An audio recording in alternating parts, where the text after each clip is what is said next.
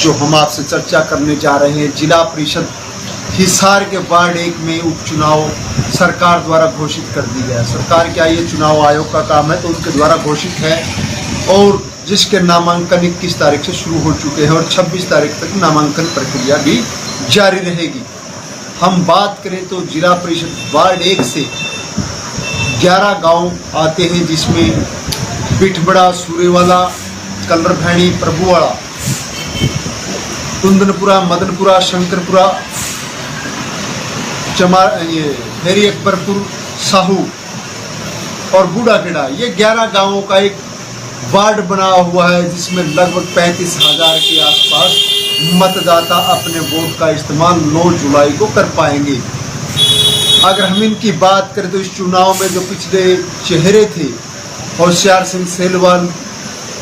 के गुजरने के बाद में अब जो चेहरे आए हैं, सर्वप्रथम तो उनका पुत्र, जिनको आशीर्वाद देने के लिए गत माह विभिन्न गांवों से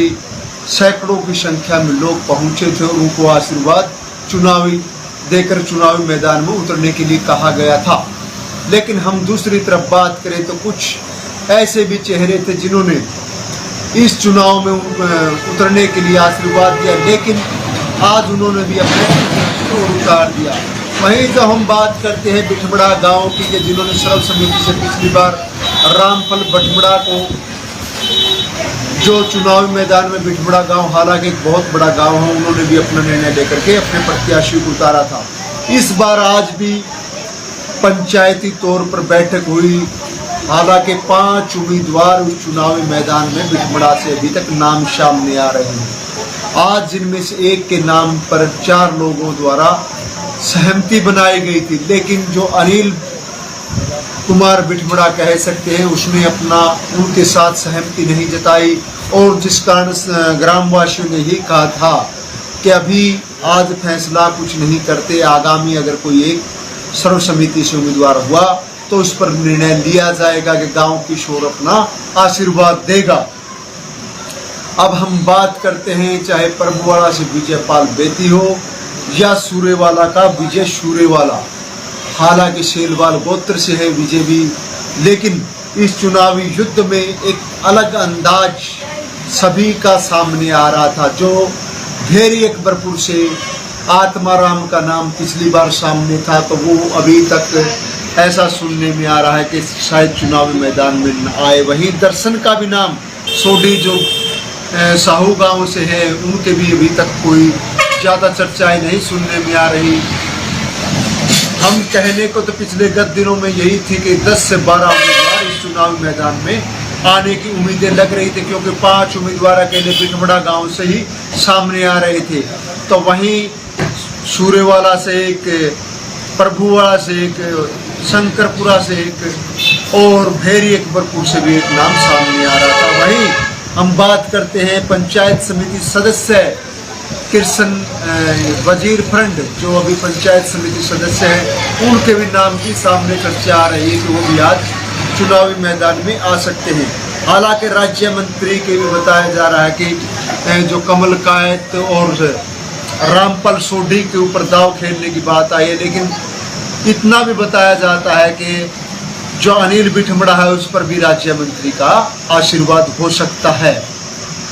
लेकिन अभी तक राजनीतिक दलों की ओर से ऐसा कुछ नहीं कहा गया कि उनका कोई प्रत्याशी है। जो हम बात करते हैं बूढ़ाखेड़ा गांव की, जो पिछली बार दोनों दलों का 2 गुटों में एक गांव बटा हुआ है, वो दोनों गुट एक तरफ होशियार सिंह की तरफ था, लेकिन होशियार सिंह के पुत्र का जब नाम रखा गया तो दोनों गुट सहमत थे। लेकिन गत दिनों ही हमने 2 दिन पूर्व देखा कि एक अन्य प्रत्याशी को भी उन्होंने नोटों की माला पहनाने का काम किया। अब राजनीति में हालांकि सब जायज है, क्या वो लोग भीड़ का हिस्सा बने थे, यह बात भी कई लोगों को सोचने और समझने की जरूरत आ चुकी है कि आखिर किस प्रत्याशी को और मजबूत कौन होगा, यह तो समय ही बताएगा। लेकिन भावनात्मक रूप से भी जो लोगों की राय अभी तक तो यही सामने आई है कि विकास के नाम पर भी लोगों को अभी तक सुनने में आ रहा है कि उसको कुछ ना कुछ भावनात्मक रूप से लाभ मिल सकता है। लेकिन क्या होगा यह तो समय ही बताएगा, क्योंकि जब चुनावी मैदान में योद्धा आएंगे और उनके पीछे किस